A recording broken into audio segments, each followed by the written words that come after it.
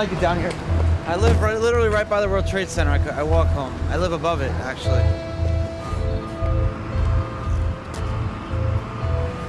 My ankle bracelet tells the government where I am every second of the day, any time of the day.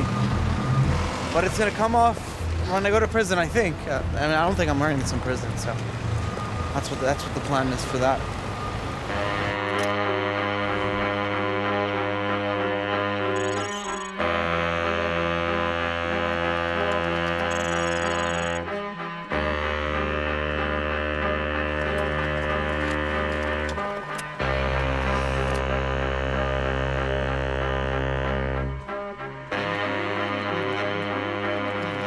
Closing numbers on the markets today.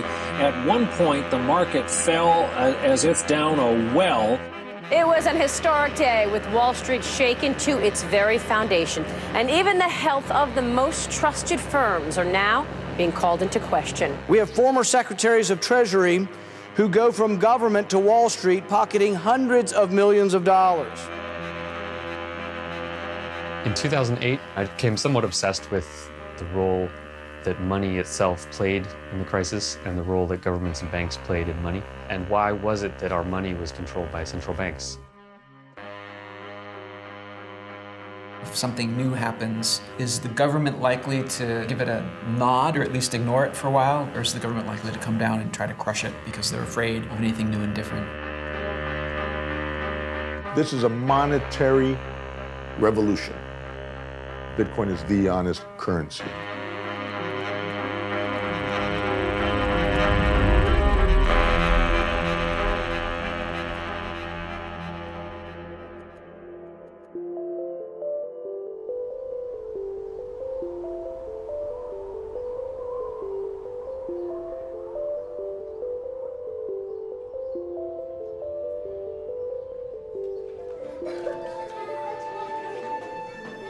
Okay, this past week we've been talking about money.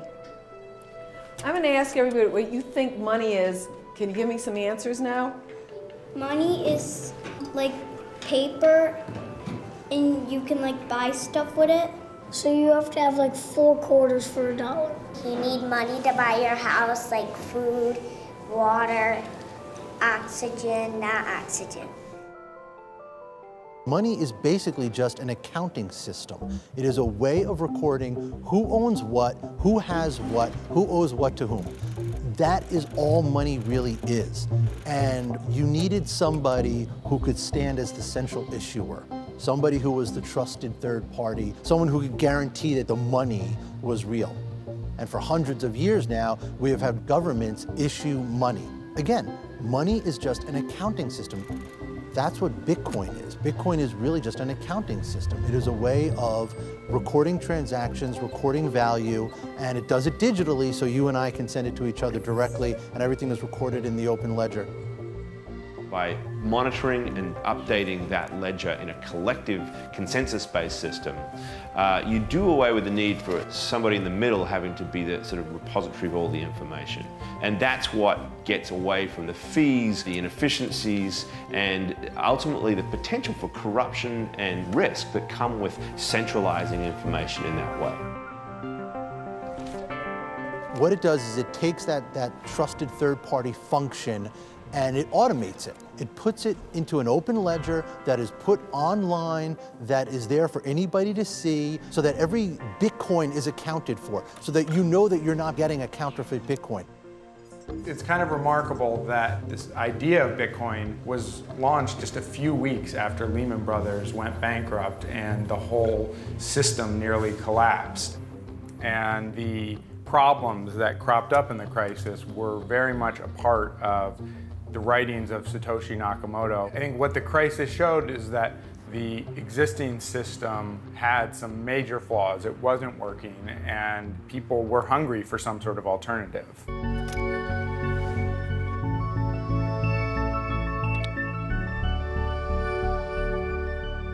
I discovered Bitcoin's power when I understood for the first time that it was not controlled by a central company or a central person, because I knew that meant it couldn't be shut down. And if it can't get shut down, all it needs is to do something useful, and it will become more and more adopted. And as the value grows, people will find more and more uses for it. The beauty of Bitcoin is it's easily transferable, it's anonymous, and by 2140 there's going to be 21 million, and that's the cap. There's only X amount of gold, there's only X amount of Bitcoin. Before, if you wanted to send something of value across the internet, you had to get somebody else involved. You had to have a credit card company or PayPal or maybe a bank involved in the transaction. The promise of Bitcoin is that you're directly sending this currency to another person, and then the Bitcoin network performs the function that normally PayPal or a bank or your credit card company would perform. Bitcoin really puts the control back in the hands of everybody. Everybody who's participating in the Bitcoin system is controlling how it works.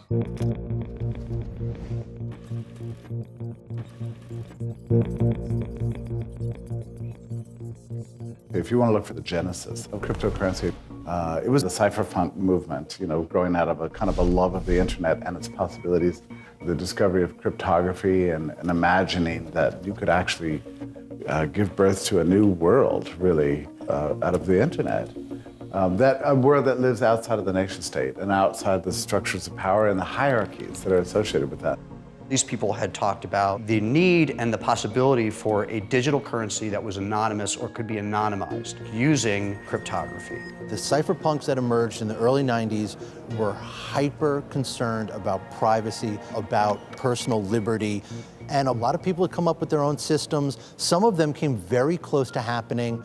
The one that probably came the closest was DigiCash from David Chaum. Privacy of payments is actually essential for democracy.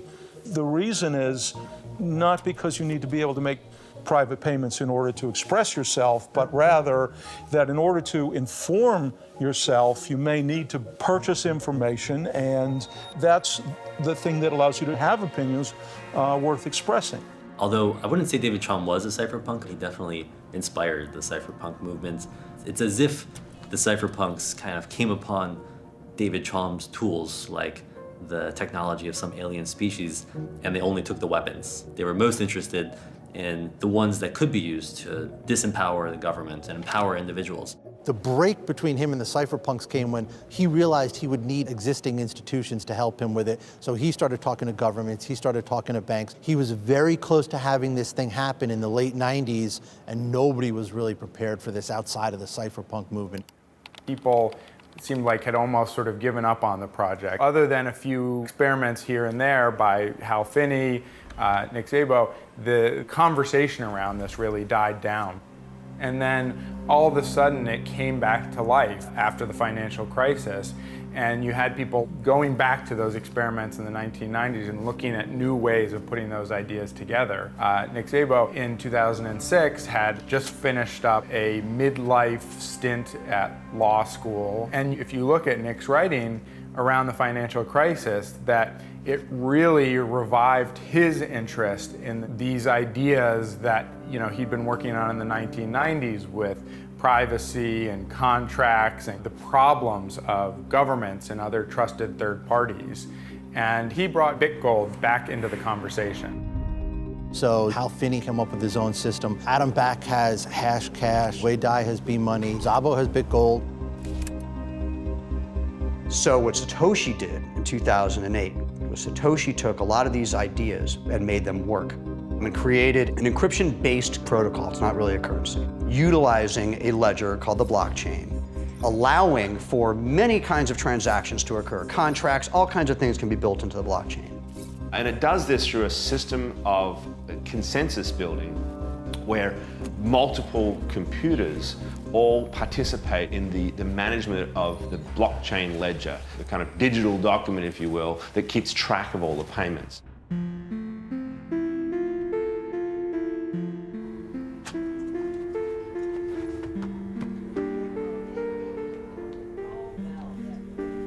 I understand it's something that is instantaneous online, and it can go from one country to the other, and they can have their money. Well, I never heard of it until Nancy called me and mentioned digital currency, and I'm thinking, she must have been in the battle this morning or something. Digital currency, yeah, what, you know. But they say it's for people who don't have bank accounts.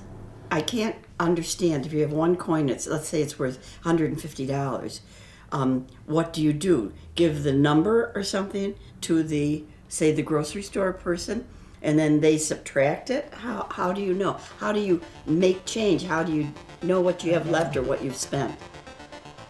You can have the money supply controlled by a computer. That's all Bitcoin really is. The key point here is that this is a distributed ledger. There is no central server. All the other ledgers that we have, all banking ledgers, all company ledgers, they all sit and reside inside that company, which means they have one point of attack. They can be hacked. JP Morgan was hacked by cyber thieves not so long ago. Home Depot, Target, we've had all these companies get hacked precisely because there's one central repository of information. The Bitcoin ledger resides on thousands of computers. You can't hack that. Every single transaction is recorded, and once it is recorded in the blockchain, it is there, it is permanent, it cannot be altered, it cannot be changed, so that you can read it. Now, the identities of the people are encrypted, the wallets are encrypted, so you don't know who is spending the money, but you know that every single Bitcoin out there has a history, you know where it's been, you know the different addresses it's gone between. The most important pieces of the Bitcoin infrastructure are the miners. These are the computers that are tasked with maintaining the ledger of the blockchain, to verify the information, to update it, to make sure that this is trustworthy. So how do we incentivize them to do so? As they are going through the process of confirming transactions, they are simultaneously being subjected to a very, very difficult computing test. The Bitcoin core protocol is forcing them to look for a number. All of these miners are ultimately competing to be the one that receives that payout every 10 minutes. But really that's the secondary component. They're really being rewarded with Bitcoin for what is the more important task, and that is the validation and verification of transactions and the maintaining of the ledger.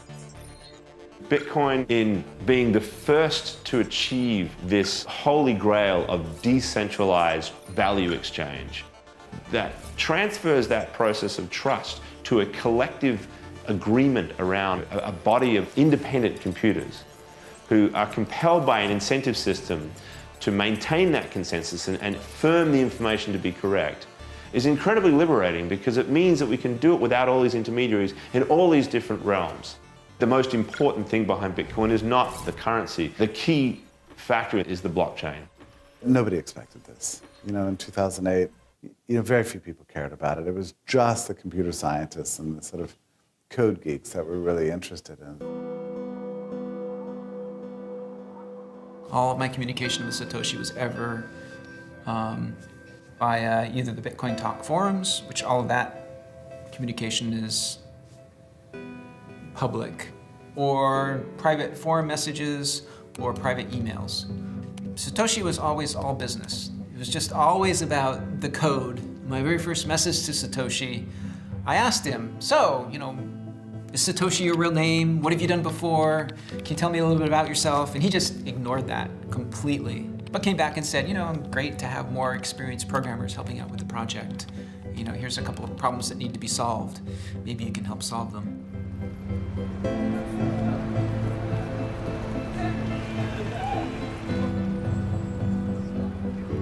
In 2011, I was into Bitcoin sort of just as a hobby. I didn't really know what to do in it yet.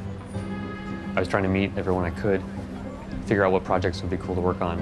I met Roger Ver sort of in August of that year, and a few months later he recommended to this guy, Charlie Shrem, who started BitInstant, that Charlie should hire me as the head of marketing for BitInstant.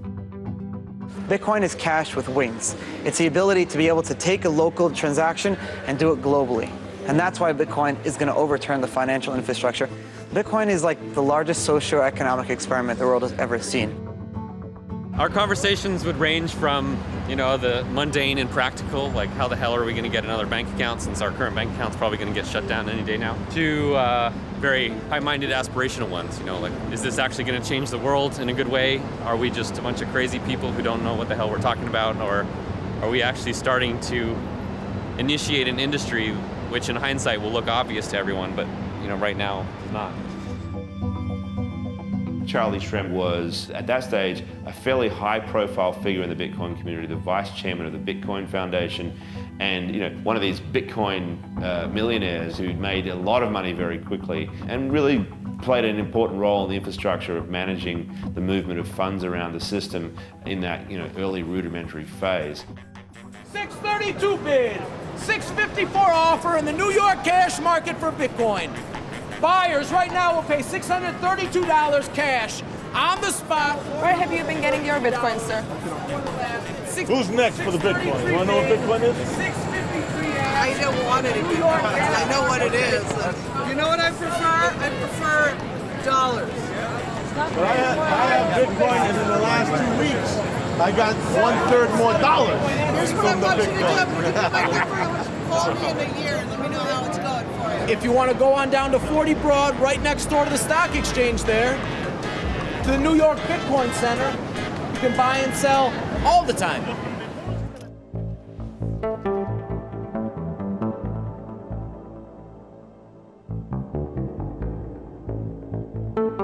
You have a table in the middle. Yeah. Just one small table round, and I have flowers, like a flower arrangement. A really nice flower arrangement. Bitcoin flowers? Coin flowers. So coin flowers would be white lily, purple, and orange. Which is right here, 3 colors. We're putting together the first Bitcoin center here in New York City, right next door to the New York Stock Exchange. Bitcoin is a new space, and many of the rules and regulations haven't been imposed yet, but we will open one day soon, after the lawyers do their job, a live digital currency exchange. What's happening here is a fusion between Wall Street and Bitcoin, hopefully. Satoshi seemed to acknowledge that it would be hard for Bitcoin to develop in any way in which it wasn't interacting with the regular economy of dollars and euros. The problem with exchanges is that they took you back to this old world that Bitcoin was really trying to get away from. As soon as you move back to an exchange, you're moving back to a world in which some third party has all this personal data on you, has all of your money, has all of the security vulnerabilities, and really has none of those strengths that Bitcoin was designed to provide.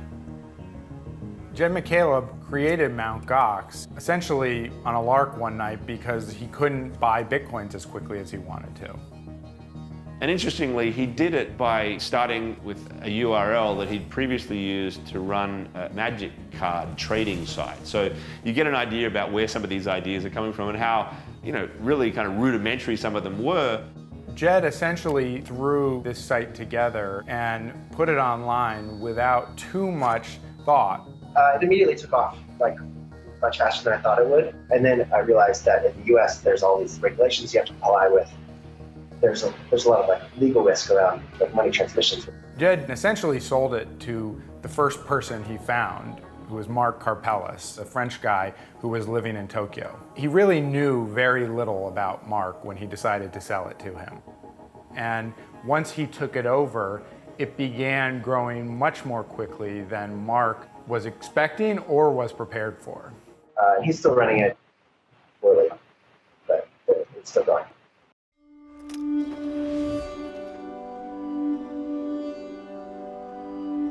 There are 21 million Bitcoins programmed into the system that are going to be released. It's a set number. But within that, every single Bitcoin can be divided up into 100 million different pieces. So there's room for it to expand as the use expands, especially in the emerging markets, in the developing world. That is really the most interesting place to see where this thing goes. So in my pocket, I have 100 trillion Zimbabwe dollars from the Reserve Bank of Zimbabwe, just as a reminder of what happens if our governments screw up our money. Zimbabwe is a good example of a government that lost the trust of their people. And they lost the trust of their people by printing too much money and causing runaway hyperinflation. So I think you will see people in other parts of the world who've experienced hyperinflation, who've experienced bank failures. I think those will be the kind of people who are looking for something something new, right? They're willing to take the risk. A lot of us take the capacity to send money to others, receive money, store money, and do it electronically these days for granted because we are amongst the lucky 50% or so of the world that have bank accounts. But 2.5 billion adults in the world do not have access to bank accounts. A technology like Bitcoin, cryptocurrency, has the capacity to bring those people into the financial system, to give them this power to effectively have what you could argue is a bank in their cell phone, a bank in their pocket, really could open up commerce to a lot of people who are currently excluded from it.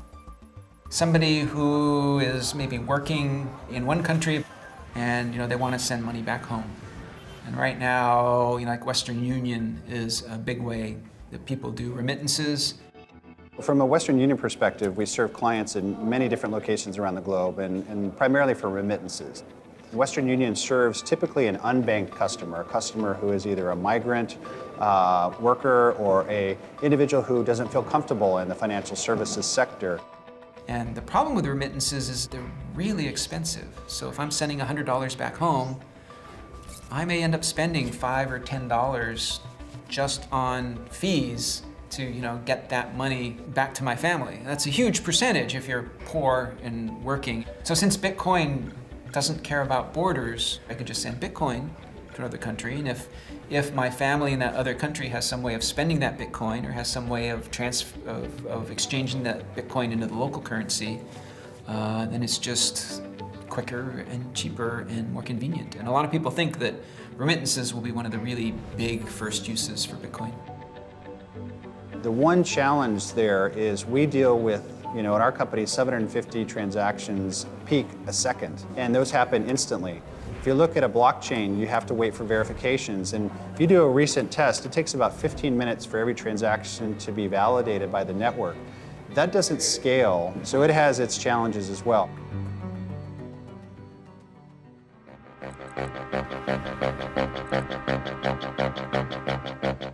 WikiLeaks, which solicits and publishes secrets and suppressed material from whistleblowers around the world, has been under cyber attack from governments that want to shut it down.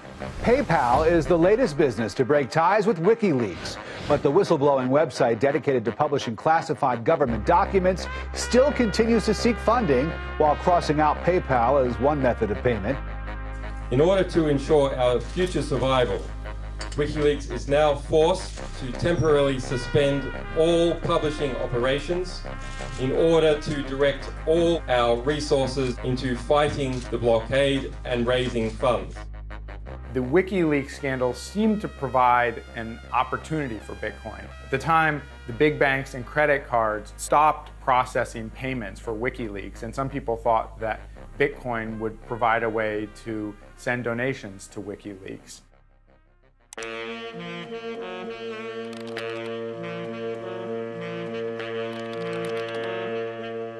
You could certainly see in the hubbub around WikiLeaks that Satoshi was still somebody who was very paranoid about the government and the government coming in and taking too close a look at the Bitcoin project. And you could also see that Satoshi, I think, realized at this point that Bitcoin was still young software and the kinks hadn't been worked out yet.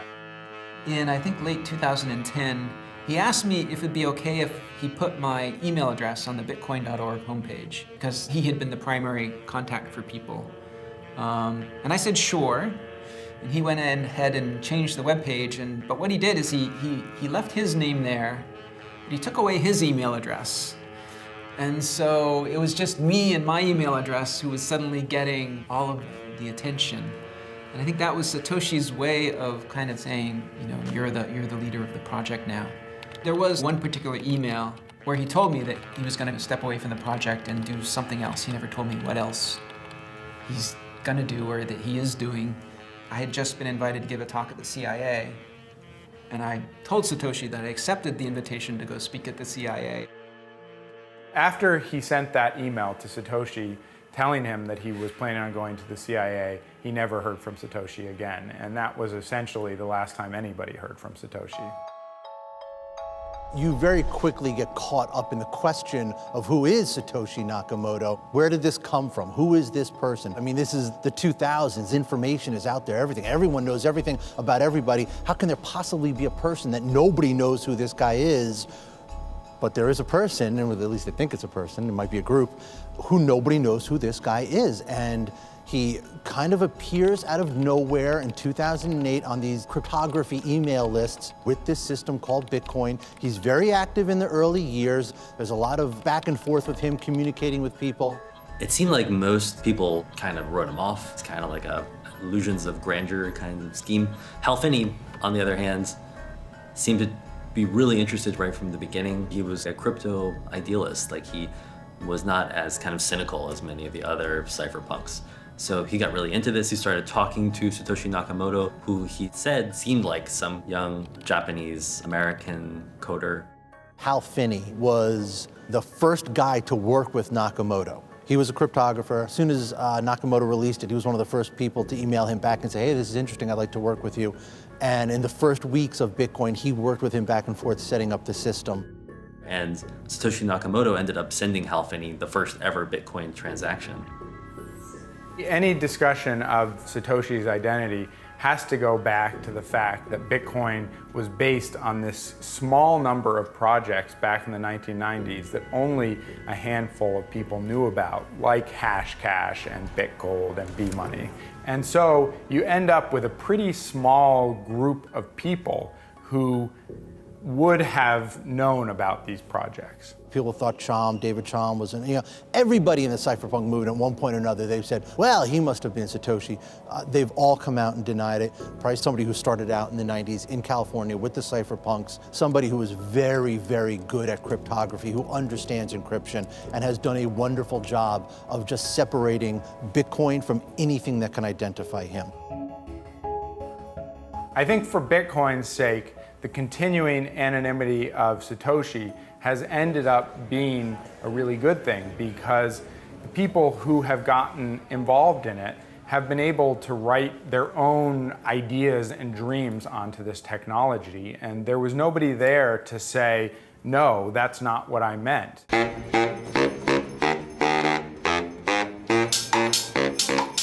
In the early days, the first group was really just a bunch of more or less tech-minded coders.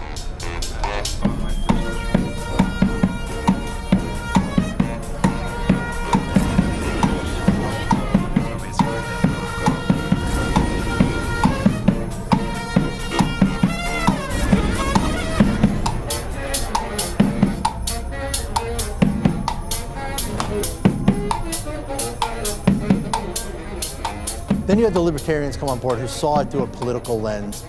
I'm excited to be a little bit of part of it with allowing and accepting Bitcoin.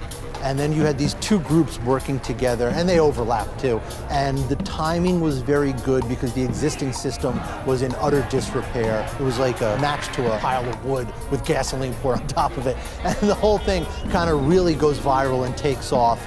And then you have the suits, the VC money. And it was very small at first, just a couple guys out in Silicon Valley who ran into Bitcoin guys at coffee houses, and you started having this meshing of conversations. Once Silicon Valley gets on board, that whole dynamic starts to take off. So now you have the tech-minded coders, the libertarians, the counterculture people, the VCs, Silicon Valley, and you have this entire great mishmash of people coming together. You had a network effect. The more people that got involved, the stronger the network got, and the more it grew, and it really started growing on itself. And in 2013 especially, you would literally see this thing mushroom. The thing was just growing, growing, and growing, and growing as more and more people got involved. I think most Bitcoin companies at the time knew that a big part of the market for Bitcoins was people buying drugs on Silk Road who needed Bitcoins to do that. The big bang moment for Bitcoin was the Silk Road. What Ross Ulbricht did by creating the Silk Road was he took this by no means common but usable cryptocurrency called Bitcoin, and he married it with a streamlined, workable user interface that was a free market that could sell anything. what would happen if people were really free, truly free, to trade what they wanted to. Ross did have an extremely radical libertarian viewpoint and really wanted to experiment with using technology to create free markets for people. What Ross Ulbricht did was a combination of Tor and Bitcoin. That was the aha moment that Ross must have had.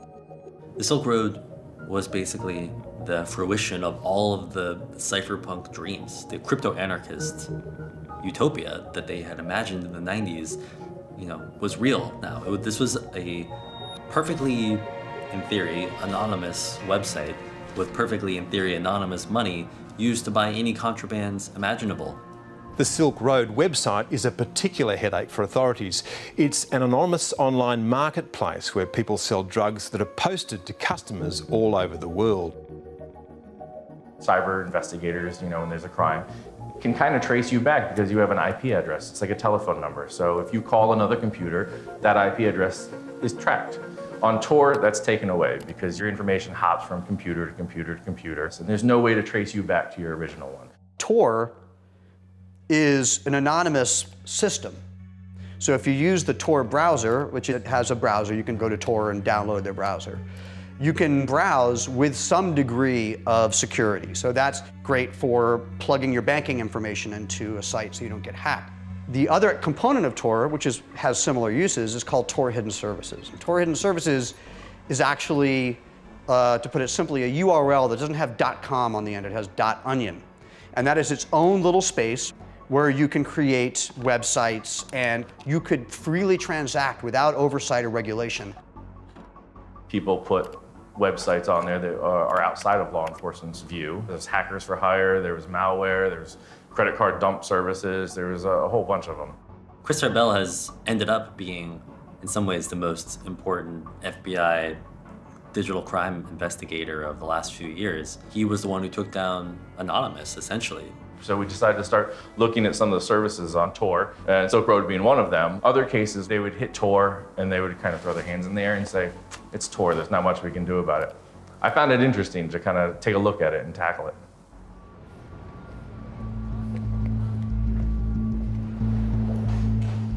BitInstant was basically born because if you want to move your dollars into a Bitcoin exchange, it takes at least 3 days. And since the major exchange in Mt. Gox was in Tokyo, it could take a week or more.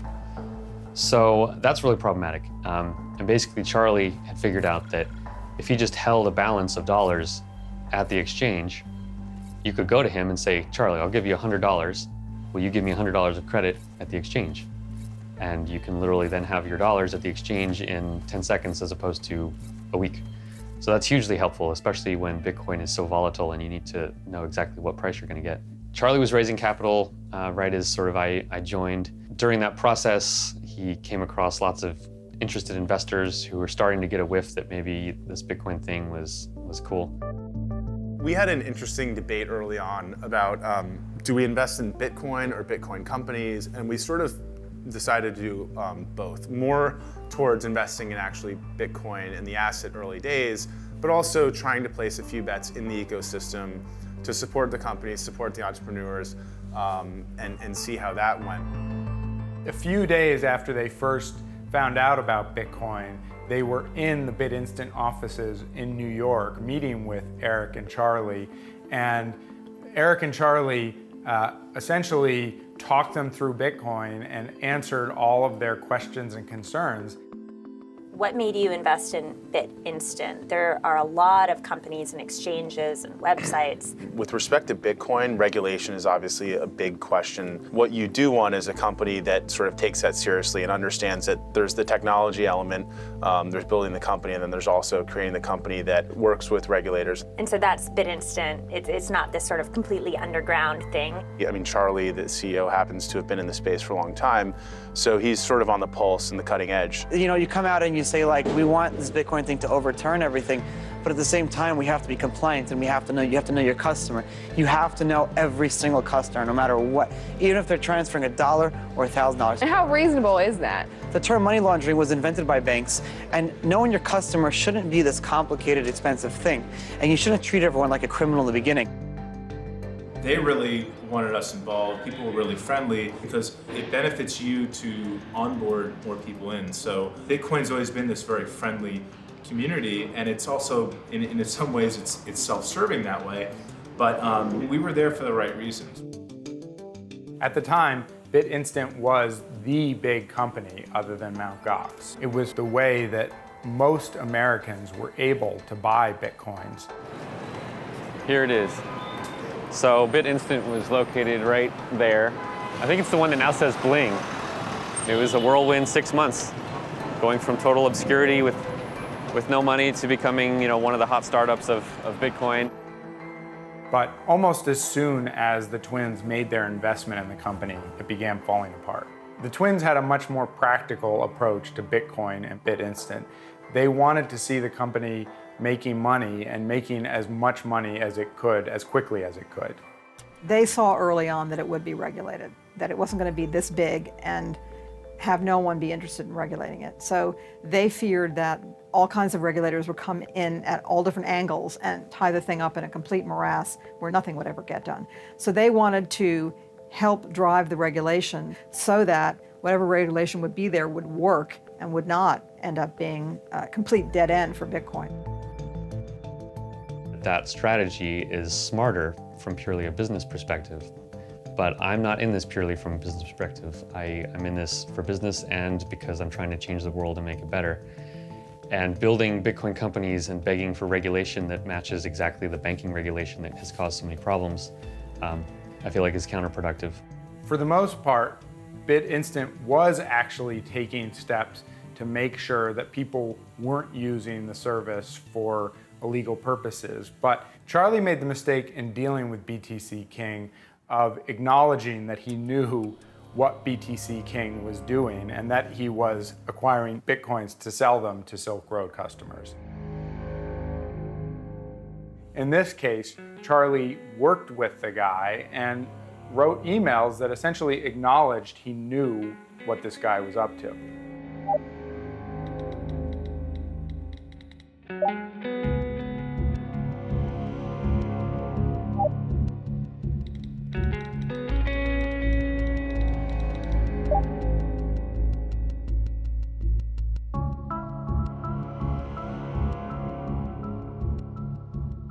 That stunning arrest of the drug kingpin who goes by the name Dread Pirate Roberts appears to have cornered the internet drug market. His real name is Ross Ulbricht, and his website, Silk Road, is packed with products like cocaine and heroin. The payment system is all through Bitcoins, which is basically digital currency, not backed up by any international banks, not backed up by any U.S. banks, but simply based on the confidence of the users who exchange these Bitcoins computer to computer.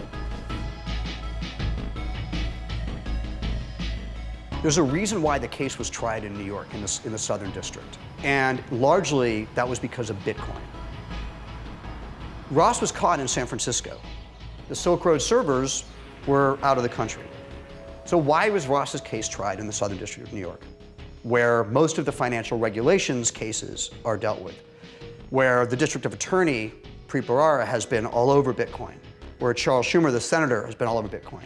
Ross Ulbricht's case is a Bitcoin case. There's absolutely no denying it.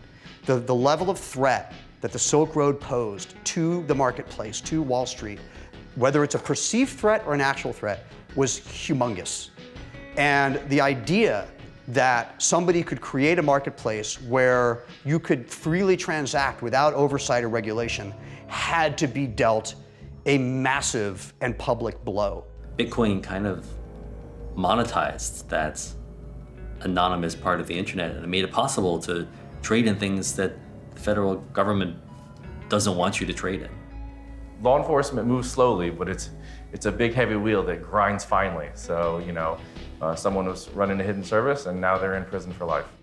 They were playing hardball. It was very evident that their intention, as the judge herself said in her sentencing, was to make an example out of Ross, was to say to all of you people using Bitcoin, to all of you people who want to tangle with unregulated marketplaces and technologies and open source, cryptocurrencies, we will throw the book in its entirety at you if you do this.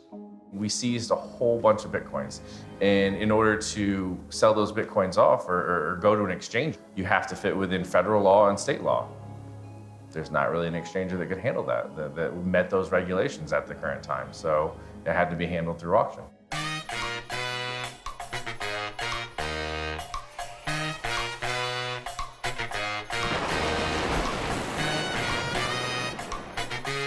You know anything about Bitcoins? There's an article in the Wall Street Journal today on Bitcoins. Really?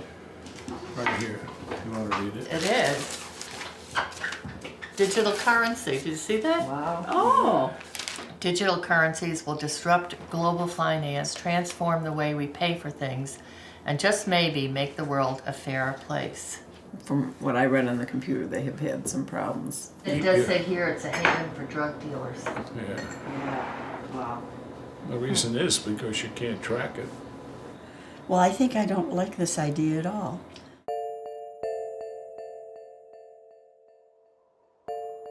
When we saw the Silk Road shut down, a lot of people said, Bitcoin's nothing but illegal drugs on the internet. That's what it is. And they would point at the Silk Road and say, look here at all the stuff that's happening here. And I think when you saw the Silk Road shut down and Bitcoin transaction volume take a tiny little dip and then keep going up, I think that was a great event to point at and say, it really wasn't about that. It really isn't about that. It's a tiny little part of the economy. I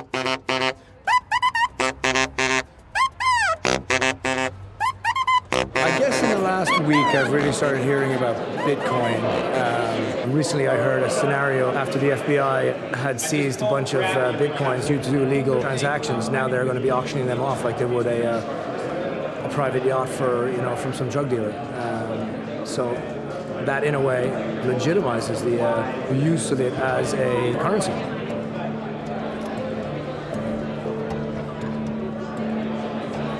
Looks like it's the first live Bitcoin exchange on Wall Street. Looks that way. So 1 for 900. Buying or selling? Right now, we are looking at the open interest at the floor of the Bitcoin exchange. There's different exchanges that are online that will present the bid and ask, but there's no true open outcry exchange. Buyers and sellers coming together in an open, clear, transparent, honest way. What do we call it, 900? Yes.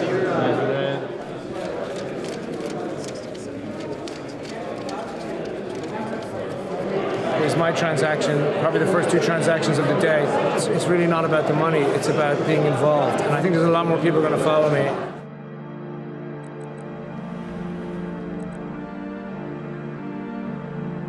Charlie Shrem, 24 years old, arrested today and charged with engaging in money laundering.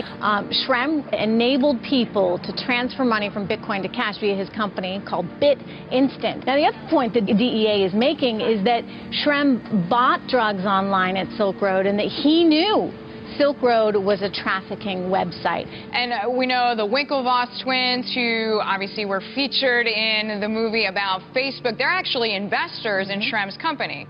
Yeah, a lot of people are very excited by this idea. They like the idea that you can have a currency that is not tied to any kind of central bank. But at the same time, think about it. If you're in the federal government, you don't like the idea that people could effectively use another form of cash to buy things that they shouldn't be buying online. With me, it wasn't all my customers. It was one customer. Out of about 100,000 customers, this was one customer. One single, and I made that case in my sentencing. I said, Your Honor, this was one customer. It happened that literally I was coming home from Amsterdam. It was in my sweatshirt. I was still stoned. I didn't know what was going on. Charlie did not know when to shut up, and that ended up getting him in trouble and probably led to the end of his company.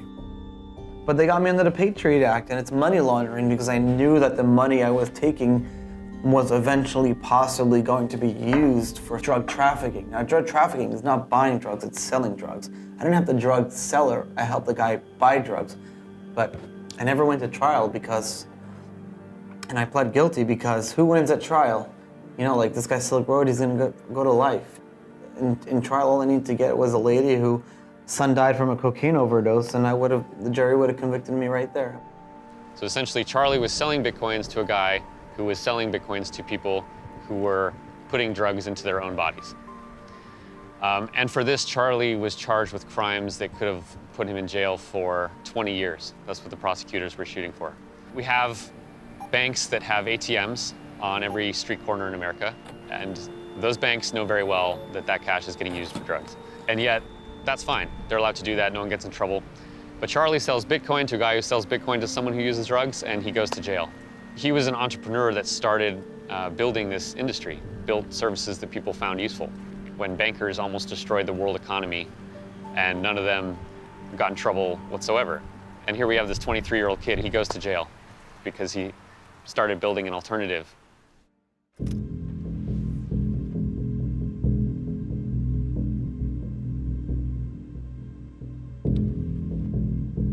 Over the last 6 months, our agency has been conducting an extensive inquiry into virtual currencies.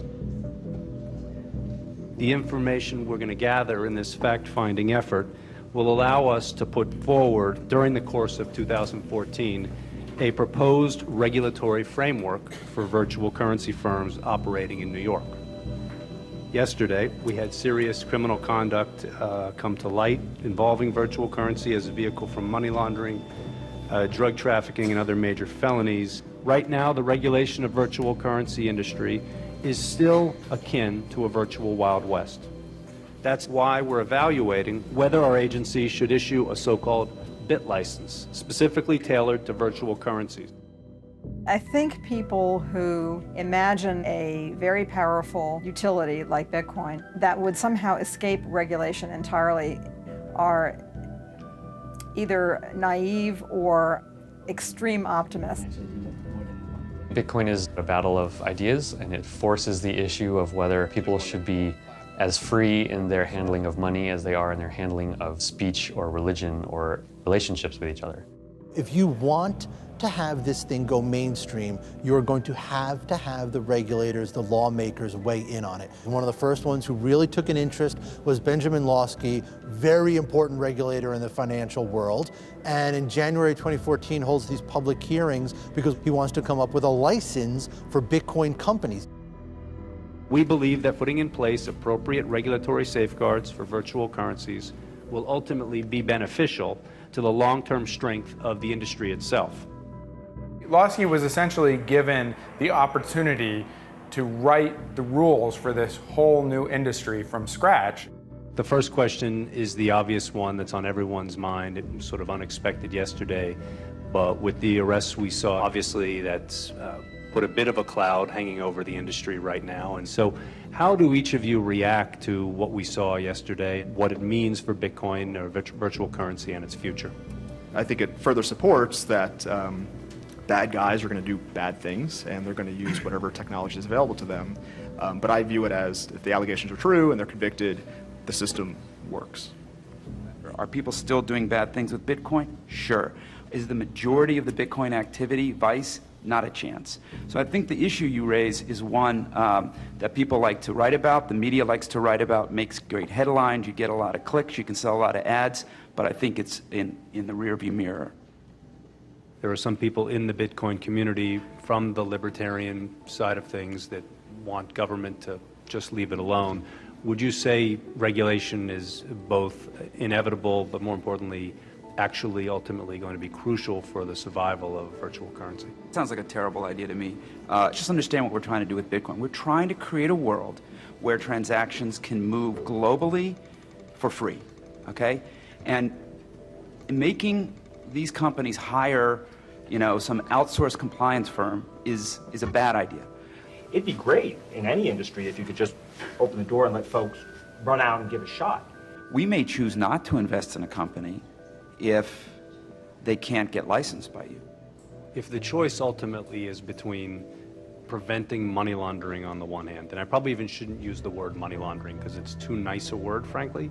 Money laundering is the facilitation of all kinds of horrific crimes that I think everyone in this room never wants to see happen. Acts of terrorism, funding rogue nations, etc., all take place through massive money laundering. Now, if the choice for the regulator is permit money laundering on the one hand or permit innovation on the other, we're always going to choose squelching the money laundering first. I agree that I don't think anybody wants money laundering. When we first saw Bitcoin, about a year and a half, almost 2 years ago, I don't think anybody would deny that it was a bit of a wild, wild west because there was no regulation, there was no framework to evaluate the asset, evaluate companies, determine who was compliant, who was not, and a wild west, attracts cowboys. And I don't think anybody here would disagree with the fact that a sheriff would be a good thing. A lot of, I think, the entrepreneurs feel like they have to self-censor. They don't want to come out vocally critical of the regulations. Part of that is maybe because some of them just like regulations, but I think another part of it, some of them just feel like they will get attention of the regulators if they come out against them. Yes, we want them to innovate, but at the same time, we just can't live in a world where we're going to permit money laundering to go on. I think regulators should give Bitcoin some time to grow up. Too much regulation now will just stifle innovation.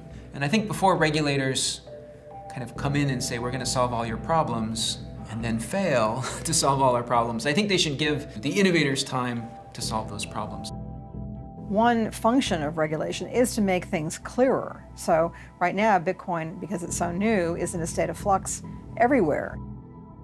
The lesson from the internet is anything that China bans, invest in. That's a joke, but the US allows Google to operate here, allows Twitter to operate here, allows Bitcoin to operate here, allows Facebook to operate here. Chinese government doesn't allow any of those companies to operate the way they operate in this country, or at all.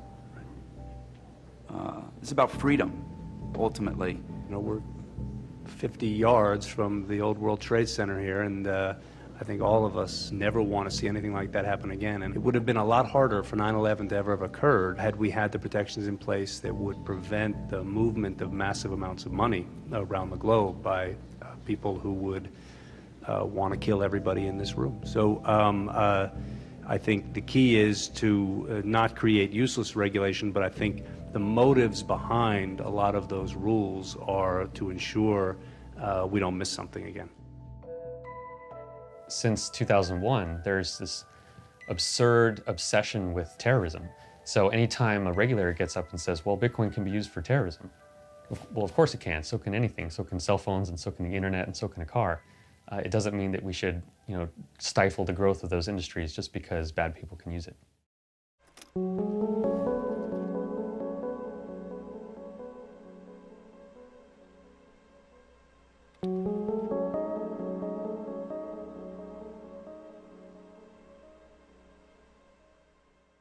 This has arguably been the worst week in the cryptocurrency's short life, stung by the collapse of once dominant exchange Mt. Gox. Now that failed firm's CEO Mark Karpeles is in hiding. Some 750,000 Bitcoins allegedly stolen or lost, which accounts for about 6% of the total circulation. By the time Mt. Gox went down, it was holding what its customers believed were about $500 million worth of their Bitcoins and the company's Bitcoins. It was no longer the largest exchange in the world, but part of what's so amazing is that people kept using it even after there had been numerous incidents in which it was clear that the company was not up to the task of safeguarding the money.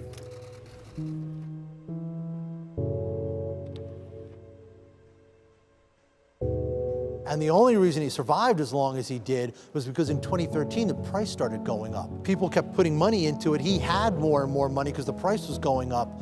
But as soon as the price started going down, and this is what happened, right? It peaks in late 2013, starts coming down in 2014. As soon as that price started coming down, it all just tumbled for him. Gox was going to collapse. That it lasted as long as it did was actually kind of a stroke of fate. But its failure was it didn't have the kind of more boring mainstream institutional controls that we require to bring it to the next level. And there's a whole bunch of money missing, and no one knows if they just lost it, if it was stolen from them, if they embezzled it, or what. But the important lesson from Gox isn't that Bitcoin doesn't work.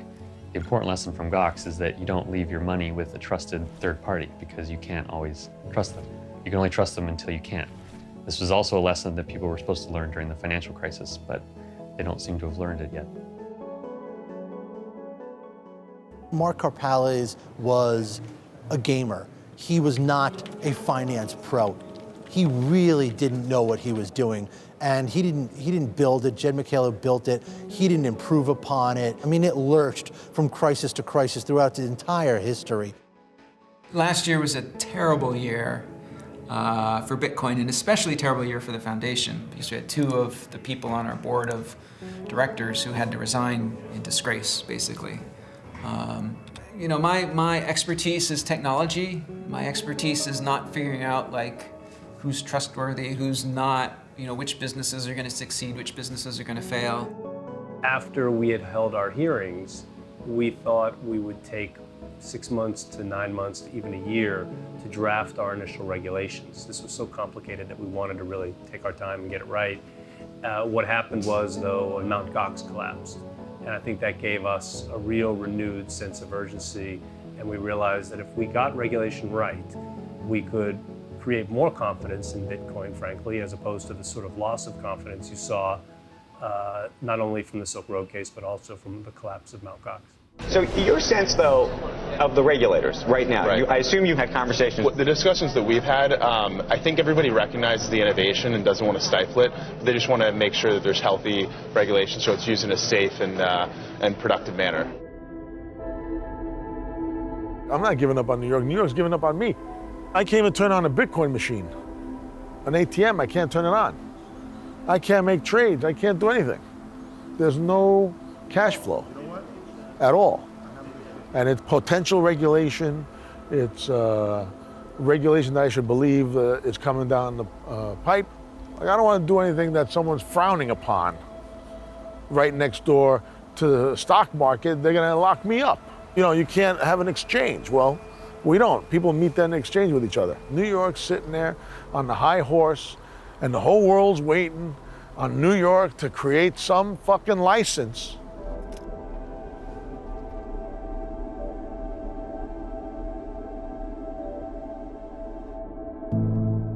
Ultimately, Lofsky's office brought out the final rules for the BIT license in the spring of 2015. A lot of companies complained that the regulations were too burdensome for them to operate in New York and still make money. I saw just overnight dozens of companies that were on the verge of launching. They just threw in the towel and said, well, we can't afford this. Eric Voorhees' new company, Shapeshift, would have had to apply for the BIT license if it wanted to keep customers in New York. So in my lap here I have the application forms for license to engage in virtual currency business activity, which is a very statist way of saying the BIT license. This is the application to be approved to do basically what we've all been doing for years now, which is building Bitcoin companies in New York. And a lot of stuff in here I personally feel is unethical, so we're not going to comply with it, which means we have to block New Yorkers entirely. And when an entire new industry starts blocking a place like New York that used to be the financial center of the world, hopefully some of those politicians will take notice. The point of it is to, one, make sure there are enough consumer protections, two, make sure we have adequate cybersecurity, three, make sure that the companies are adequately capitalized so they don't collapse upon themselves. You know, you've seen a tug of war between the hardliners and those who are saying, you know, you've got to have enough space for innovation in here. And the system has come out, I think, probably stronger as a result of that. And there's a widespread view amongst certainly the business Bitcoin community that some level of regulation gives legitimacy to what they're doing. It gives people confidence in what they're doing. This is an important part of growing up. Ultimately, they're not going to get it right because no regulation is ever right, but I'm highly confident that whatever happens going forward, the BIT license will be looked at as a positive development in the evolution of Bitcoin, because it just removed one of the biggest pieces of uncertainty, which is how is this industry going to be regulated? I think most of us, at least a lot of us, think that sensible regulation that sets guidelines, that makes sure people's money doesn't just go into a black hole, that's a really important thing, that regulation. I'm sure Satoshi wouldn't be happy to see this kind of thing, which is not based on the logic and reason that a programmer is used to. I think a lot of developers, understandably so, try to stay out of the political nonsense. It has been one of the biggest mysteries raging across the internet. Who is Satoshi Nakamoto? Newsweek published an article claiming the man in these images is the Bitcoin founder. The man who created Bitcoin is known as the father of Bitcoin, the online currency now worth billions. When you asked him about Bitcoin and he says, I can't talk about this anymore, he was not referring to Bitcoin. But with me, he definitely acknowledged Bitcoin. I think at this point now he's saying he was confused by the conversation. Clearly somebody thought that we did this as an act of war against Satoshi Nakamoto or Bitcoin, and I want to be very clear that I certainly never meant it that way. I have nothing to do with Bitcoin. It was a monster story. How did they figure it out? Oh my God, look at this guy that they named. His name is Dorian Satoshi Nakamoto, living in California, basically hiding in plain sight. It becomes a gigantic media scramble. And then Dorian emerges from his house looking kind of disheveled, looking kind of confused, and says he's not Satoshi Nakamoto, says he's never heard of Bitcoin. He doesn't understand. He had one conversation with Leah. She misunderstood what he said. She took it the wrong way. And you probably would have had to have been a cypherpunk to understand all the elements of it that had already been put together. The odds of it seem very low to me that it was somebody from completely outside that community who happened to know all these different things and put this together and appear out of nowhere. The day that Newsweek's story came out, naming Dorian Nakamoto as the creator of Bitcoin, I got this email from an old acquaintance that was titled, "What are the odds?" And it's laid out the fact that Hal Finney lives less than 2 miles away from the known address of Dorian Nakamoto, where Newsweek had found him. And Hal Finney is the #2 ever user of Bitcoin, who received the first Bitcoin transaction. He worked on an early prototype of an anonymous currency system. He was a cypherpunk.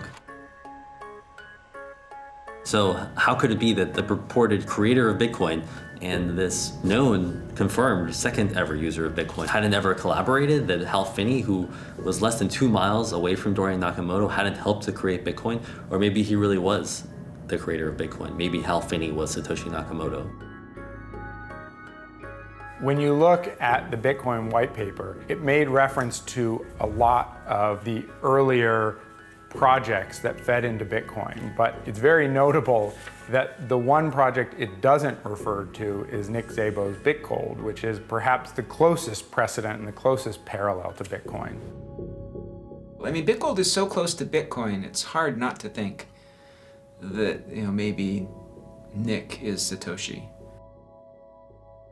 A lot of people will say Nakamoto must be Szabo, Nakamoto must have been Finney. But I don't think he was trying to leave any breadcrumbs out there for anybody to follow. I told my editor about it. He agreed that you found Satoshi Nakamoto. So I got on a plane to Santa Barbara and I drove out to Hal Finney's house. But at this stage, he was already completely paralyzed by ALS. This really awful, debilitating terminal illness that slowly shuts down your body while leaving your mind completely intact. And the time when he started to fade in his physical abilities did roughly coincide with the time that Satoshi Nakamoto started to disappear. Maybe the reason that Satoshi Nakamoto had chosen to fade away was because Hal Finney was physically fading. There have been a number of stylometric studies, and you see so many of these similarities between Satoshi's writing and those of Nick's, including these little things like having 2 spaces at the beginning of a sentence and phrases and spellings that nobody else uses. So I talked to Hal as much as I could, mostly in a kind of one-way interview, because he could really only respond with yes and no answers. And he denied being Satoshi Nakamoto. You could tell that he was amused by the whole idea that I thought he was Satoshi Nakamoto. One of the really remarkable things from Nick Szabo's writing in those months before Bitcoin was publicly launched is that Nick, in responding to some comments about a post he had made about BitGold, actually asked the other people who were reading him if anybody wanted to help him code this idea up into real software that could work. It was never turned into a reality, but when you look at BitGold, it's hard not to be struck by the similarities between it and Bitcoin. Maybe it was a duo. It was Szabo and Hal Finney, and now... It's possible. Yeah, Hal could have been the coder. I don't know. You know, this idea that Hal Finney could have been the kind of ghost coder for Bitcoin, I guess it's possible. Other people kind of speculating on Reddit or other parts of the internet thought that maybe Hal Finney had used Dorian Nakamoto as a patsy. If he were ever traced back to Dorian Nakamoto, it would seem like this guy was the creator and Hal Finney would be sort of immunized from it. Everyone else who was involved in the projects leading up to Bitcoin has released their communications with Satoshi from this period. Nick has avoided doing that and essentially went silent in those critical months after Bitcoin was released. You know, when you talk to people face to face and they tell you these things, you can get a sense if they're being honest. And if Hal Finney actually had a secret billion-dollar cache of Bitcoins, he wouldn't have been able to lie to me so effectively about it. In the end, the reasons to believe that this was all just a coincidence began to outweigh the coincidence itself. It's almost like an eel. There's something there, you can see it, but as soon as you touch it, it just slides right out of your hands and you're left with nothing. Anybody who is of any note in the cypherpunk movement, and even outside of it too, has at one time or another been called Satoshi. Hal Finney denied it, Nick Szabo denied it, they've all denied it. Maybe one of them is Satoshi, maybe all of them are Satoshi. It really is a mystery.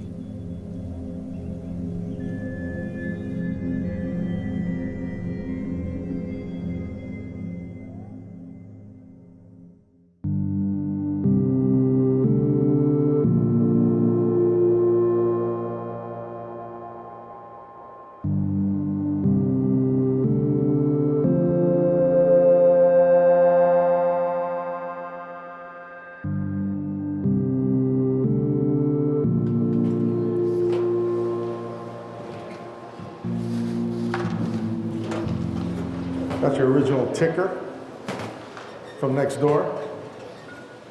All right, so we're over here. Bitcoin Center, 100 feet from the stock exchange over here. And, you know, some of you guys took a hit last couple weeks. A lot of the big guys, they got their foothold in the business that they weren't a part of in the beginning. I don't know what's going on, but I don't know. I wouldn't write off Bitcoin that easy. I know that Bitcoin is going to change the world. It's changing the world already. And we have to stand tall and proud as Bitcoiners and early adopters. They don't know anything about new technology, but once it starts making sense, they throw their dollars behind it.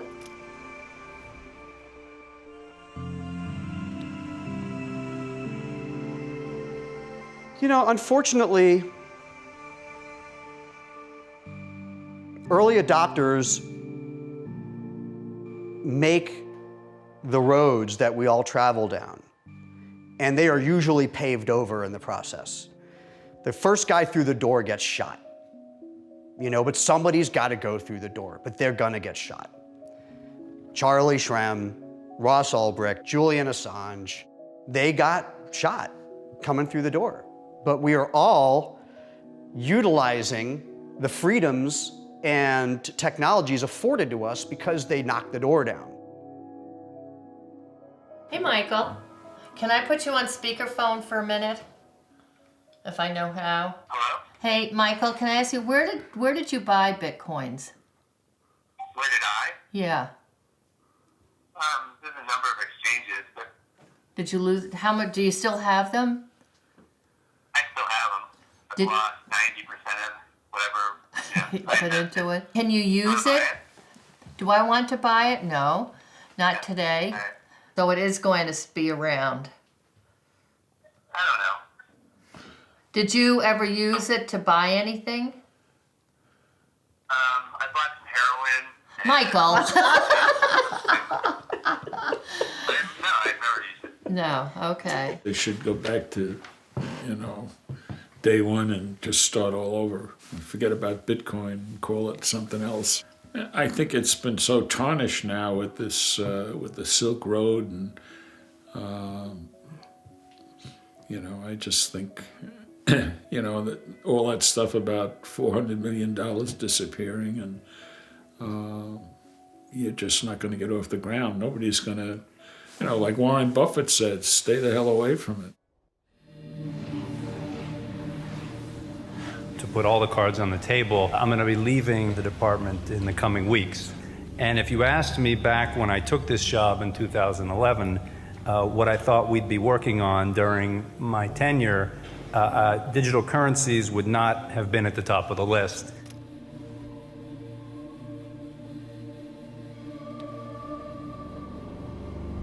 So Ben Losky created this thing called the bit license, which is New York's attempt to regulate this scary new technology. It's now law, and he has announced that he is leaving government in order to set up his own private consulting firm to help companies navigate financial regulations such as the bit license that he created. So we essentially had this beautiful new ecosystem being built, and Ben Losky comes by, says, I'm here to protect consumers. He builds a huge wall around the thing, and then he sits outside the gate charging people to get in. This is the very definition of crony capitalism, and for some reason, Ben Losky doesn't even see anything wrong with that. I think history will not judge him as favorably as he thinks. So, I've started up my own consulting business. It's been quite interesting, doing a lot of work in the fintech space, but also doing work with a lot of traditional companies in the financial services world as well. Ben Losky's team at the DFS that was working on this bit license and the Bitcoin initiative have all ended up leaving the agency and going to consulting firms that are now working on these issues. Danny Alder is going to work for ItBit, and Dana Syracuse is going to work for the consulting firm K2. ItBit is particularly notable because they were the first to find a way to partner with the DFS to get licensed to open their own Bitcoin exchange.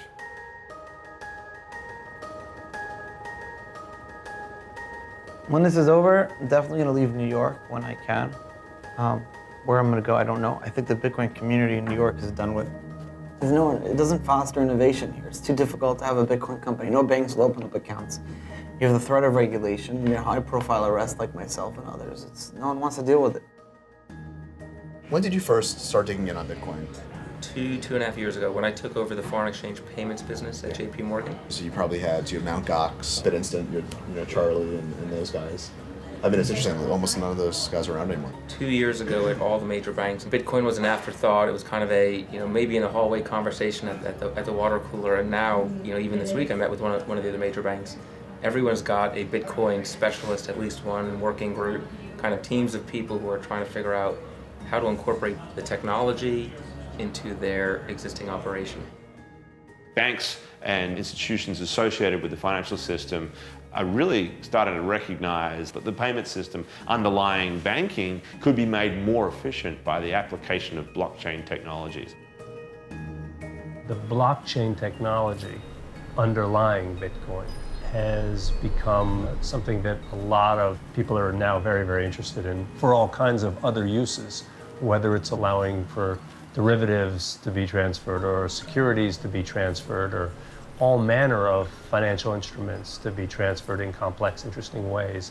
I think different companies are going to adopt different strategies, and it's going to be fascinating to watch companies like Digital Asset Holdings, Blythe Masters Company, doing very, very interesting work. I didn't become aware of Bitcoin in any meaningful sense until 2014, late in the year. And at the time, my perspective was one of skepticism, I would say, specifically because the storyline that I heard related very much to cryptocurrency as a potential medium of exchange and store of value, which is a valid debate and application, but it doesn't have the full extent of the power that the underlying technology has to achieve.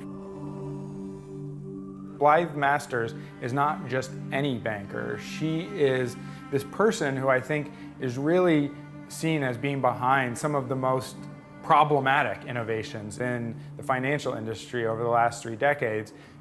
Blythe is the one who's essentially given credit for creating the credit default swap, which essentially provides a way to bet on the default of a bond. And the credit default swap ended up taking this place at the center of the financial crisis and these bets that banks had made against subprime mortgages. Blockchain technology eradicates a significant amount of inefficiency in the system and reduces costs. It doesn't mean that we are doing away with the need for trust in financial services at all. Bitcoin was designed to find a way to circumvent Wall Street, and what Blythe Masters is doing is essentially trying to find ways to bring Wall Street into Bitcoin and make it possible for them to use this technology as well. What the bankers seem to be looking to do at this point is create their own private blockchain where their computers are powering it rather than these anonymous miners. They want control over the system. The banks are looking at this incredibly wide array of ways that they might use this, which include, replacing stock exchanges, finding new ways to originate loans, finding new ways to move money between countries. And of course, that's going back to the original idea of Bitcoin, but now it's happening within these financial institutions rather than outside it, as Bitcoin had imagined. I have no problem with the banking system and the financial industry co-opting Bitcoin, primarily because Bitcoin can't really be co-opted. The fact that it's decentralized means no one can control it, no matter who they are or how much money they have.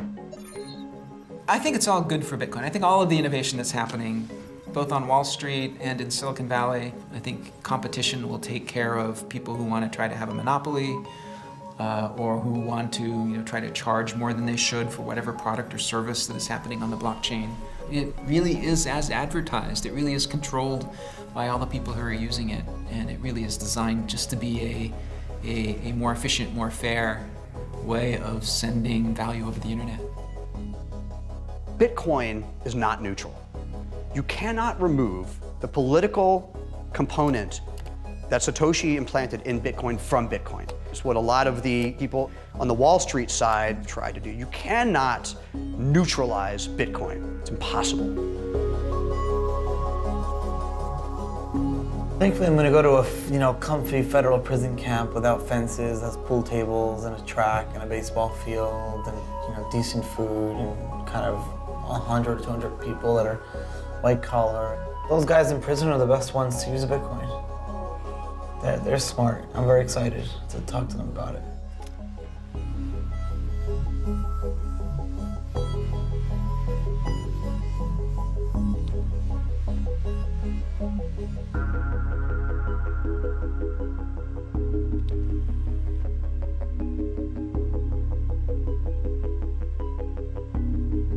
So yes, the VCs are driving this thing right now. They're pouring money into it. They're building these for-profit companies, people who have a background outside of Bitcoin, seeing the value of it and coming to it.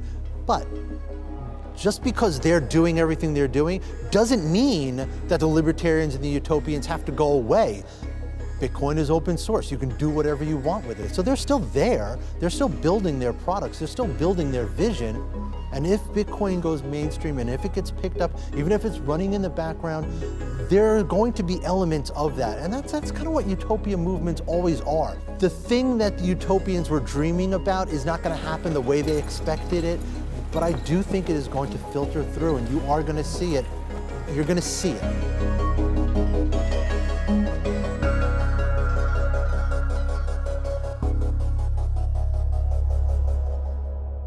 So you're going to show me that Satoshi Nakamoto is you?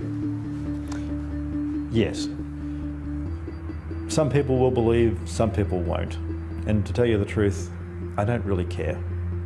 But you can say, hand on heart to me, I am Satoshi Nakamoto. I was the main part of it.